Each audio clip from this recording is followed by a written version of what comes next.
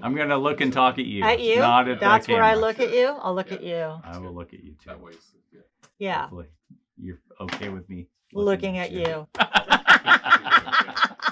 I, I'd heard a cassette of Nirvana. A good friend of mine, Chris Herring, he was like, check this out. And we listened to him, like, wow, this is really good. It's like super heavy, but has this kind of beatly, like has the melodic hook, and it was Bleach. And he's like, hey, they're playing a show up in Olympia. We all got in the car and drove up to this $4 show, at the campus there. Was that Evergreen? Is that yeah, what you got? I think yeah, it was Evergreen. You got the and guitar. you said you fought for that guitar. Well, yeah, so he basically, they played a set. During their set, somebody pulled the fire alarm. So they played like maybe 10 minutes, 15 minutes. Fire alarm goes off. Everybody leaves the building. We come back and they play another 15, 20 minutes. And that was the show. But near the end, he started like destroying this guitar with a hammer. And, headstock breaks off and this and that. And he's just like, and the crowd is, the energy is insane. Like the guy, Kurt Cobain, had whatever that it factor is. It's he would just, the whole room would kind of like, even before he plays, he just has this thing, Yep. And they were by far probably the best live band I've ever seen. It turned in this big mosh pit thing. The guitar's out there. There's probably 8 people trying to grab it. And I kind of wrestled away from everybody and finally got it. Threw it under my coat. I think I had like a pea coat or something. I threw it over my pea coat. It's like, don't touch this. It's took it out to the car. Mine. And didn't think much about it, And it's funny, Larry, one of the guys who was with me that night, I ran into him like a year later and he said he was at Satyricon and ran into Kurt Cobain and said, hey, my buddy has your guitar. And he's like, does he have my strap? I want my strap back.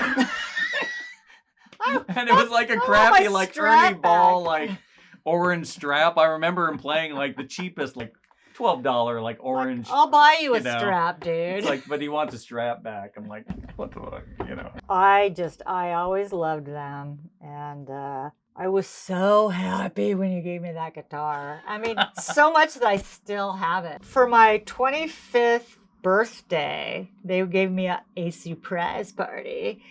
I kind of had a sneaking suspicion that it might be a surprise party. But anyway, it was really fun. And then Chris came up to me after everybody had given me their presents, and he goes, this is how he did it. I don't remember.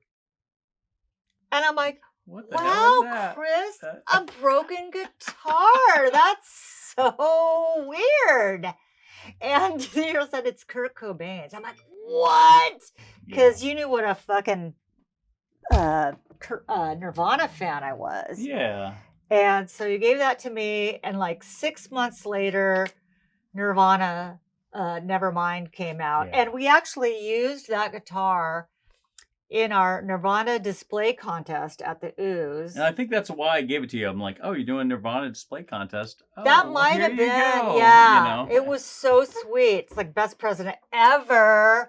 But they won that. They won the contest. We won the National Nirvana Display Contest. And you got to go up to Seattle. I met Chris and Dave Grohl, and we had a really good time talking. And I'm a little bit psychic, so I said, give me your watch.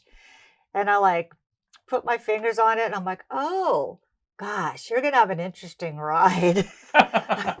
When Nirvana played, this was their home territory. Like the world didn't know. And I actually told my guitar player, I said, I bet you Nirvana's going to become bigger than Michael Jackson. And we did $100 bet. And right after that show, and he's like, I'll take that bet, and then Nevermind came out. Oh. And I never got the $100. But oh, yeah. Well, we had it on the ceiling of the Ozone for years, and we got broken into twice. Thank God that they didn't know really what it was. You gave it to me before he passed away, but we put it up on the ceiling after he passed away. Growing up, I remember all the deaths that really, really hit me hard. As a youth, it was like, oh, John Belushi's dead. Oh yeah. John Lennon's dead. Yeah. Elvis died. Yep. And then it was Kurt.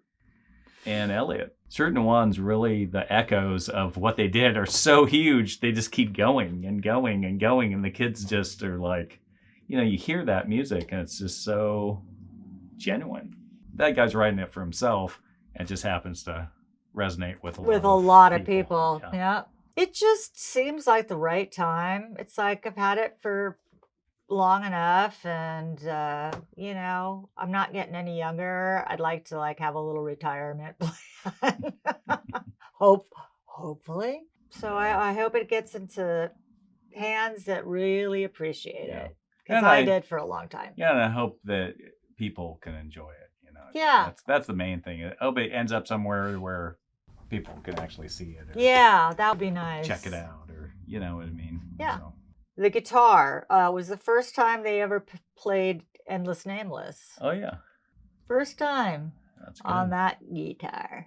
Yeah, you can really? see it. Yeah. You can see it in the brings video. It out for that. That it's hanging. Wow. It's hanging out on the side the whole time he's playing, and then he gets up and plays it, and then he destroys it. Yeah. With a hammer. You did a good job. There was not much left by the time I got to me.